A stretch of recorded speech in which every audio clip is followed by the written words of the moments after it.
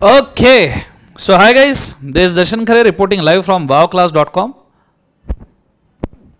एक second hold कीजिएगा. हाँ, so hi guys, this is Darshan Khare reporting live from wowclass.com. और आज हम अमेंडमेंट देख रहे हैं सीए इंटर लॉ में 22 के अमेंडमेंट्स. ठीक है, पहले कुछ main declarations. First and foremost thing, कुछ मेन डिक्लेरेशन. सर आप वनडे रिवीजन कब लेने वाले हो? सर वनडे रिवीजन हम 20 अप्रैल के बाद में लेंगे.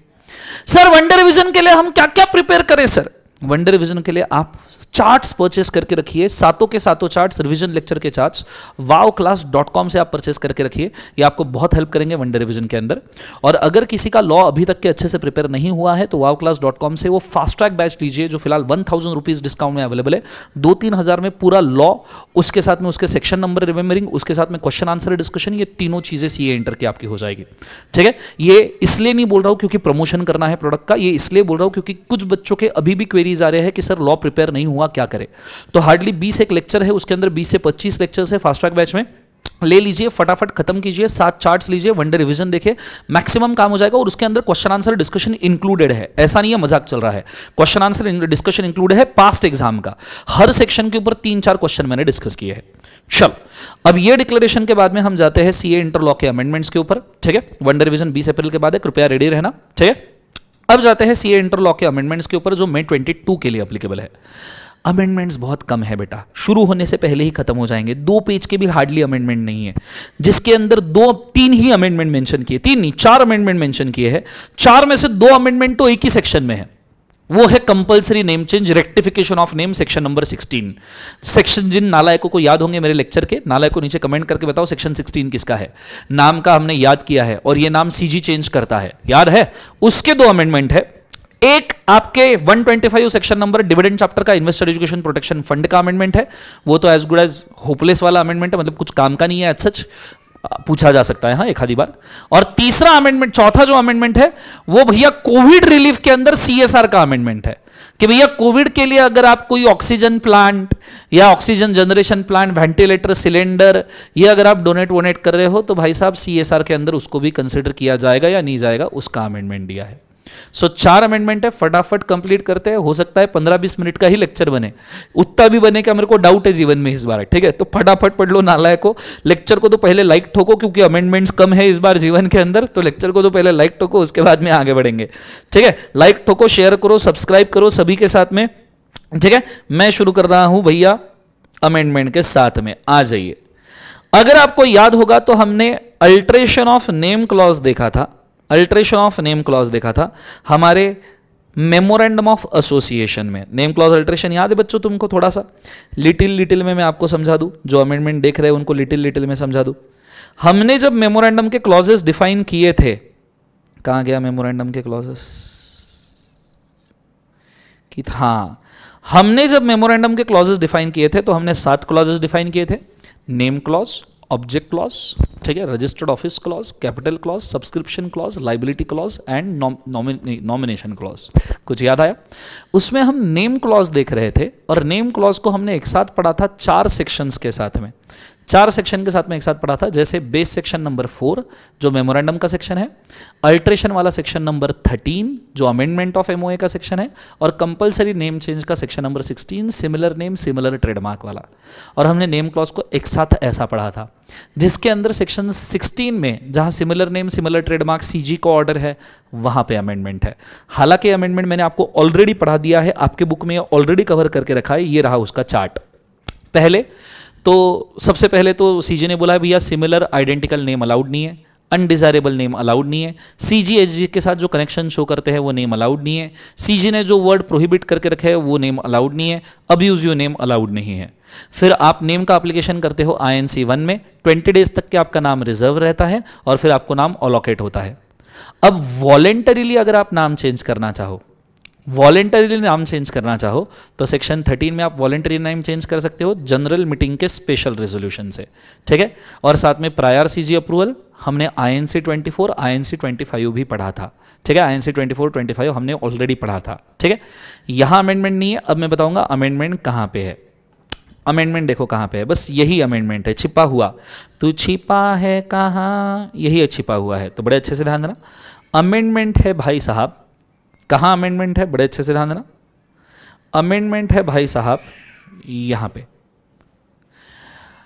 अगर आपका नाम सिमिलर है या आपका नाम आइडेंटिकल है विद द अदर कंपनीज, आपका नाम एक तो सिमिलर है या आपका नाम आइडेंटिकल है विद द अदर कंपनीज। एक मिनट होल्ड करना, मेरा बच्चा होल्ड करना, मेरा बेटा अभी चिल्ला रहा है, आवाज आ रही है, होल्ड।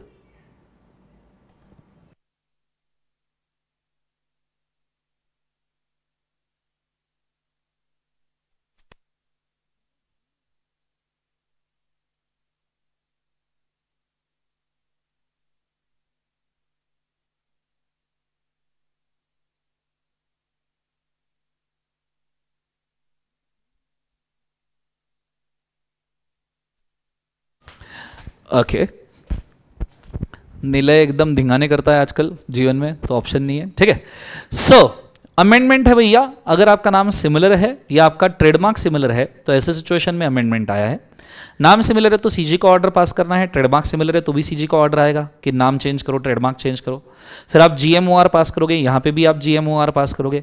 फिर नेम चेंज के लिए 3 महीने मिल रहे थे, ट्रेडमार्क चेंज करने के लिए 6 मंथ्स मिल रहे थे पहले, लेकिन लास्ट बैचेस से मैंने ऑलरेडी ये पढ़ाना शुरू कर दिया है कि भाई साहब ट्रेडमार्क चेंज करने के लिए अब 6 मंथ्स नहीं मिलेंगे, अब आपको 3 मंथ्स मिलेंगे, अब आपको 3 मंथ्स ही मिलेंगे ट्रेडमार्क चेंज करने के लिए।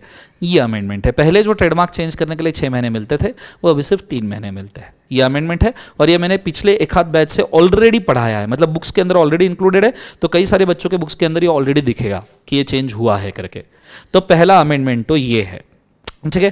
तो ये अमेंडमेंट मैं आपको एक बार दिखा दूं, ठीक है, कहाँ पे है हमारे बुक के अंदर, हमारे अमेंडमेंट लेक्चर में। तो ये देखो यहाँ पे मेंशन किया है कि पहले 6 महीने लग रहे थे, अभी वो कितने महीने लग रहे हैं बोले एक बार, 3 मंथ्स पीरियड लग रहा है। दूसरा अमेंडमेंट भी रेक्टिफिकेशन ऑफ नेम से रिगार्डिंग ही है। पहले अगर आप रेक्टिफिकेशन ऑफ नेम ठीक से नहीं करते थे, पहले अगर आप रेक्टिफिकेशन ऑफ नेम ठीक से नहीं, इसी सेक्शन में अमेंडमेंट है 16 में ही, नेम ठीक से नहीं करते थे तो आपको पेनल्टी लगती थी, ये 5000 रुपीज बट विच में एक्सटेंड्स टू 1 लाख, ये पहले पेनल्टी लगती थी। तो लोगों ने क्या करना शुरू कर दिया पता है, लोगों ने क्या करना शुरू कर दिया पता है, लोग बोलते थे यार इस नाम से, जो मेरा एग्जिस्टिंग नाम है उससे इतना अच्छा बिजनेस चल रहा है, मैं डेली पेनल्टी पे कर सकता हूँ। 5000 रुपीज का पेनल्टी बोला है ना, not less than 5000 but which में एक्सटेंड्स टू 1 लाख, तो 1 लाख रुपए का पेनल्टी बोला है ना आपने, 5000 से 1 लाख का। तो लोग बोलते थे ठीक है ना। अगर लोग क्या सोचते थे कि यार मैं एग्जिस्टिंग नाम कैरी करूंगा, जो सिमिलर ट्रेडमार्क या सिमिलर नेम वाला नाम है मेरा, समझो मैंने कल जाके नाम लिख दिया टाटा मोटर्स, मैं क्या सोचूंगा टाटा मोटर्स के नाम पे अगर बिजनेस हो रहा है तो होने देना, इधर पेनल्टी कितनी लग रही है 5000 से 1 लाख, मैं गवर्नमेंट को बोलूंगा ये ले, ये 1 लाख रुपए छुट्टे रख ले, पर इधर तो मैं करोड़ों का बिजनेस कर रहा हूं सेम नाम में, इधर तो मैंने 1 लाख भर दिए, गवर्नमेंट कुछ बोल नहीं रही, और इधर तो मैं करोड़ों का बिजनेस कर रहा हूं, फिर भी तो मैं प्रॉफिट में हूं ना। तो लोग क्या करते थे, नाम सेम ही रखते थे और गवर्नमेंट को 1 लाख दे देते थे, ले खुश रहे तथास्तु। तो गवर्नमेंट को समझ में आया कि उनका कटरा है, गवर्नमेंट को समझ में आया कटरा, ये पेनल्टी लगा के कोई फायदा नहीं है। आप देखो सेक्शन 16 में सेम पेनल्टी लिखी है मेरे भाई, मेरे प्यारे, तुम्ही हो बंधु सखा, तुम्ही हो सीए इंटर के सेक्शन 16 में सेम पेनल्टी। ये देखो, ये पहले 1000 रुपीज थी, 1000 rupees per day for default continuous, और फिर 5000 रुपीज से 1 लाख की पेनल्टी है, 1000 पर डे और 5000 से 1 लाख की पेनल्टी बोली है। लोग रेडी थे, लोग दिन का लाखों का बिजनेस ठोक रहे थे, लोग दिन का लाखों का बिजनेस ठोक रहे थे, इधर गवर्नमेंट को 1000 रुपीज पर डे दे देते थे, 1 लाख रुपए दे देते थे, बोलते थे ओके कोई दिक्कत नहीं। पर यहां बिजनेस चल रहा है भैया करोड़ों का, साल भर का, दिन का लाखों का बिजनेस, दिन का लाखों का बिजनेस, करोड़ों का बिजनेस साल भर का चल रहा है, इधर गवर्नमेंट को चिल्लर देके रफा दफा करते थे। अब गवर्नमेंट को समझ में आया भाई साहब उनका कट रहा है, तो गवर्नमेंट ने क्या किया, फिर गवर्नमेंट ने किया कि भाई नहीं, हमें पेनल्टी कुछ नहीं लगाना। अब गवर्नमेंट ने स्ट्रेट अवे क्या बोला, वहां की पेनल्टी सब निकाल दी, ठीक है, पेनल्टी सब निकाल दी। देखो क्या बोला है, सबसेक्शन 3 शॉल बी सब्सटीट्यूटेड ही बोला है, शॉल बी सब्सटीट्यूटेड, पूरा सबसेक्शन 3 चेंज कर दिया पेनल्टी का। क्या बोला, if a company is in default, company default करती है with complying with the directions given under subsection 1 by central government, CG ने नाम चेंज करने के जो डायरेक्शन दिए, जो ऑर्डर पास किया, वो कंपनी ने फॉलो ही नहीं किया, then central government shall allot a new name to such a company in such a manner as may prescribe. CG खुद आएगा, तुम्हारा नाम आरओसी से चेंज करवाएगा, तुमसे चेंज करवाएगा, तुम्हारे ऑफिस, तुम्हारे लेटर हेड, तुम्हारे बिल पेपर्स, सब जगह से चेंज करवाएगा, तुम्हारे ब्रांडिंग्स को चेंज करवाएगा, ट्रेडमार्क्स को चेंज करवाएगा, पुलिस को भेजेगा और फिर उसके साथ में नया नेम एंटर करेगा रजिस्ट्रार ऑफ कंपनी में। ओल्ड नेम जो है वो तोड़ के नए नाम का सर्टिफिकेट ऑफ इनकॉर्पोरेशन इशू करेगा नए नाम से, विच कंपनी उसके बाद में कंपनी शॉल यूज, बोला है कंपनी यूज करेगी, provided that nothing in subsection shawl prevent a company from subsequently changing it's name in accordance with provision 13। बोले सीजी आएगा और तुम्हारा नाम नाम चेंज करके जाएगा, आरओसी में चेंज करेगा, तुम्हारे इनकॉर्पोरेशन सर्टिफिकेट पे बाकी लेटर हेड बिल हेड, ये प्रिस्क्राइब का मतलब क्या है पता है क्या? आएगा बोर्ड वोर्ड चेंज करवाएगा, लेटर हेड चेंज करवाएगा, वो जो ऑफिशियल लेटर डॉक्यूमेंट है, बिल वगैरह, जीएसटी बिल सबके ऊपर चेंज करवाएगा, बोलेगा नया नाम ही यूज करना है, ठीक है, और फिर उसके बाद में सीजी वापस जाएगा। सर ये प्रोवाइडेड दैट का मतलब क्या है सर? इसका मतलब ये है कि सीजी ने नाम चेंज करने के बाद फिर भी आपको वॉलेंटरीली खुद का नाम चेंज करना है, वॉलेंटरीली, उसके साइड में ही वॉलेंटरी नेम चेंज का प्रोसेस था ना, तो वॉलेंटरी वो आईएनसी 24, 25 जो अभी दिखाया है, एसआर वगैरह, वॉलेंटरीली नेम चेंज करना है तो आप बिल्कुल कर सकते हो। ये चीज यहां पे बोली गई है कि वॉलेंटरी चेंज करना है कभी भी कर सकते हो। ये सीजी फिलहाल जो सिमिलर नाम है उसको तोड़ रहा है, इसके बाद भी आप खुद का वॉलेंटरी नेम चेंज कर सकते हो, पर वो जो ओल्ड सीजी ने नाम तोड़ा है उसके जैसा नहीं होना चाहिए, ठीक है? नहीं तो सीजी ने तुम्हारा ओल्ड नाम खींच लिया, नया नाम दे दिया, तो उन्हें वापस से वॉलेंटरी चेंज करके ओल्ड नाम वही नहीं चलेगा। क्लियर है? ये चीज बोला है। चल ये चीज, ये 2 अमेंडमेंट कंप्लीट हुए, छोटे छोटे से है कि भैया 6 मंथ्स का 3 मंथ्स हुआ है और सीजी नाम कैसे चेंज करवाएगा, पेनल्टीज तो अभी रखी नहीं है। फिर उसके बाद में नीचे इन्वेस्टर एजुकेशन प्रोटेक्शन फंड में एक नया क्लॉज इंसर्ट किया गया है कि कौन सी चीजें आईपीएफ में और ट्रांसफर की जाएगी। वहां पे हमने बहुत सारे क्लॉजेस पढ़े थे कि कितनी चीजें ट्रांसफर होगी, इसमें एक और ऐड हुआ है, ठीक है? All the share held by authority in accordance with provision of subsection 90 of section 90। Section 90 याद है? बेनिफिशियल ओनर का interest, investigation of beneficial owner and investigation of beneficial के ऊपर मैंने नोट लिखवा के दिया था। इन्वेस्टिगेशन ऑफ बेनिफिशियल ओनर में अगर सेंट्रल गवर्नमेंट को लगता है कि भैया बेनिफिशियल ओनर ने ये शेयर फ्रॉडुलेंटली एक्वायर किए हैं, तो सीजी उन शेयर्स को कॉन्फिस्केट कर सकता था, सीजी उन शेयर्स को कॉन्फिस्केट कर सकता था। अब बोला गया है कि beneficial owner in accordance with section 90 of the act and all resultant benefit arising out of such shares. So CG को ऐसा लगा कि बेनिफिशियल ओनर कोई और है और वो फ्रॉडुलेंट है, तो सीजी ने शेयर तो एक्वायर कर लिए, इन एडिशन टू दैट उन शेयर्स के ऊपर जो बोनस मिला है, रिजल्टेंट बेनिफिट मतलब उन शेयर्स के ऊपर जो बोनस मिला है, उन शेयर्स के ऊपर जो डिविडेंड मिला है, बोनस या डिविडेंड मिला है उन शेयर्स के ऊपर, ये चीजें भी अब आईपीएफ में ट्रांसफर होगी। हम इन्वेस्टिगेशन इन बेनिफिशियल ओनर करते क्यों है? क्योंकि हमको ढूंढना रहता है फ्रॉडुलेंट पर्सन कौन है, फ्रॉडुलेंट पर्सन कौन है, ये ढूंढने के लिए हम इन्वेस्टिगेशन इन बेनिफिशियल ओनर करते हैं, ठीक है? तो अगर हमको पता चला फ्रॉडुलेंट पर्सन है तो ऑब्वियसली शेयर उसके पास नहीं रहेंगे, तो हम शेयर ले लेंगे, गवर्नमेंट शेयर ले लेगी, पर गवर्नमेंट डालेगी कहां पे? तो गवर्नमेंट शेयर लेगी, आईपीएफ में डाल देगी, मतलब उतना कैपिटल आईपीएफ में चला गया। साथ में उन शेयर्स के ऊपर कोई बोनस और डिविडेंड मिल रहा हो तो वो भी उठा के गवर्नमेंट आईपीएफ में डाल देगी, ये बोला है। तो आईपीएफ में जितनी चीजें डिपॉजिट होती है ना, वही सब चीजें, वो ओल्ड एक्ट का balance, unpaid dividend, unpaid deposit, unpaid preferential, unpaid debenture, unpaid deposits, समझ में आ रहा है? कॉल्स ऑन शेयर्स जो पे नहीं हुए, ठीक है, अनपेड कॉल्स, एडवांस कॉल्स, जो भी जिसका कोई वाली नहीं है वो आईपीएफ में, तो अब ये भी वहीं पे जाएगा। ये हो गया आपका 3rd अमेंडमेंट। लास्ट अमेंडमेंट बोला गया है, मिनिस्ट्री के सर्कुलर ने बोला है वेयर सीएसआर फंड अगर है, कोई सीएसआर फंड है और सीएसआर एक्टिविटी कर रहे हैं, उसके अंदर आप establishment of medical oxygen generation storage plant डाल रहे हो, supply of oxygen concentrators, ventilators, cylinders डाल रहे हो, एक्सेट्रा, तो शेड्यूल 7 के अंदर, शेड्यूल 7 सीएसआर का है ना? हाँ है ना? शेड्यूल के नाम पता है क्या नालायक को? याद है या भूल गए? मेरे क्लास के बच्चे जितने उनको तो याद होने चाहिए, क्लास के अंदर 2 बार लिखवा के दिए थे शेड्यूल्स के नाम। हे भगवान, ये मत करना, शेड्यूल्स के नाम याद होने चाहिए। Schedule number 1 balance sheet and PNL का फॉर्मेट, अभी पूरा समय नहीं इसलिए पूरा नहीं लिखूंगा, बैलेंस शीट पीएनएल का format, sorry my mistake, balance sheet PNL का नहीं, my mistake, very sorry, it's MOA AOA का फॉर्मेट। शेड्यूल 1 एमओए एओए का मॉडल फॉर्मेट याद है? शेयर है, गारंटी बी, कॉम्बो है सी, शेयर है ए, गारंटी बी, कॉम्बो है सी, याद आया? अनलिमिटेड नो शेयर, कैपिटल है डी, वो वाले फॉर्मेट। फिर शेड्यूल 2 में डिप्रिसिएशन के रेट, डेप्रेसिएशन।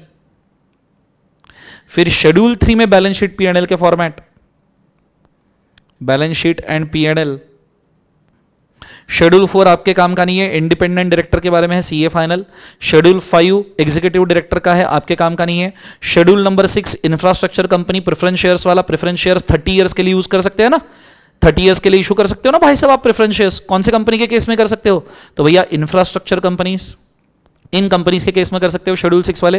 एंड शेड्यूल 7 जो था वो था सीएसआर का, कुछ याद है सीएसआर का शेड्यूल 7? हाँ है ना। तो उस सीएसआर के शेड्यूल 7 के अंदर उन्होंने ये नए ऑब्जेक्ट डाले हैं कि जो ये ऑब्जेक्ट्स को भी सीएसआर माना जाएगा। आप अगर प्रमोशन ऑफ हेल्थ केयर वगैरह कर रहे हो कोविड के अंदर, आप प्रिवेंट कर रहे हो हेल्थ केयर वगैरह से रिगार्डिंग चीज़ें, एंड डिजास्टर मैनेजमेंट वगैरह आप कर रहे हो कोविड में, तो भी आपको सीएसआर माना जाएगा। क्योंकि कई सारे लोगों ने करोड़ों के डोनेशंस दिए पीएम केयर्स फंड वगैरह में, रतन टाटा वगैरह, इनके पोस्ट वगैरह भी लंबे चौड़े पोस्ट आए थे। आगे special refers to also which permits contribution to specific research and development project which contribute public funding universities organization engaged in conducting research and science technology engineering and medical are eligible for CSR। मतलब अगर आप किसी ऐसे enterprise को और university को या colleges को फंड कर रहे हो जो रिसर्च एंड डेवलपमेंट कर रहे हैं, उनको भी CSR माना जाएगा। नीचे companies including government company may undertake activities और the project program using CSR fund directly by themselves और in collaboration with the share responsibility with the other company. अब इसके पहले ऐसा था कि कंपनी ने खुद का CSR खुद करना चाहिए, पर अब ये बोला है कि 2-4 कंपनीज मिलकर भी CSR कर सकती है। ये बड़ी अच्छी चीज बोली है इन्होंने कि 2-4 कंपनी, अगर एक आधे कंपनी को फंड कम लग रहा कम CSR कर रही होगी, 2-3 कंपनीज मिलकर भी ये कर सकती है। सो यहां आप लिख सकते हो 2 or more कंपनीज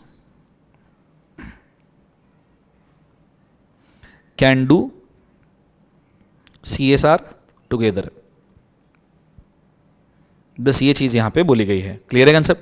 और फिर एक जनरल कोविड रिलीफ के लिए, वैक्सीनेशन वगैरह के लिए कोई CSR वगैरह करना चाहता है तो उसके लिए भी यहाँ पे एक आया है कि कोविड वैक्सीनेशन वगैरह में आप कंट्रीब्यूट कर रहे हो, कोविड के किसी भी रिलीफ में आप कंट्रीब्यूट कर रहे हो, तो वो भी शेड्यूल 7 का पार्ट बनेगा, उसको भी CSR मानना पड़ेगा।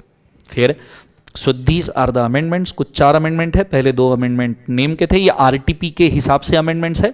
ठीक है, पहले 2 अमेंडमेंट नेम के थे। मैं नॉर्मली वही अमेंडमेंट पढ़ाता हूँ जो RTP में होते हैं। ठीक है, और RTP छोड़ के अगर हम कोई दूसरे अमेंडमेंट पढ़े, याद रखना RTP छोड़ के कोई दूसरे अमेंडमेंट पढ़े तो वहां पढ़ना तो सही है, अमेंडमेंट तो मैं आपको एवरीडे बता सकता हूं। जैसे ही सवेरे मिनिस्ट्री ऑफ कॉर्पोरेट अफेयर्स के ऊपर नोटिफिकेशन आ जाए, मैं इमीडिएटली अमेंडमेंट बोल दूं 2 दिन में। पर क्या अगर वो RTP ने नहीं लिया है, ICI ने नहीं लिया है, और आप अमेंडमेंट लिख के आ जाओ तो आपके मार्क्स कटेंगे। इसलिए जो RTP में दिए हैं या ICI ने दिए, उतने ही अमेंडमेंट हम कवर करते हैं।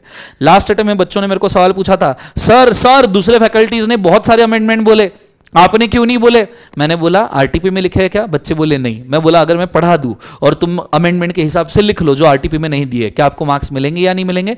तो बच्चे बोले नहीं मिलेंगे। फिर समझ में आया। क्लियर है कंसेप्ट?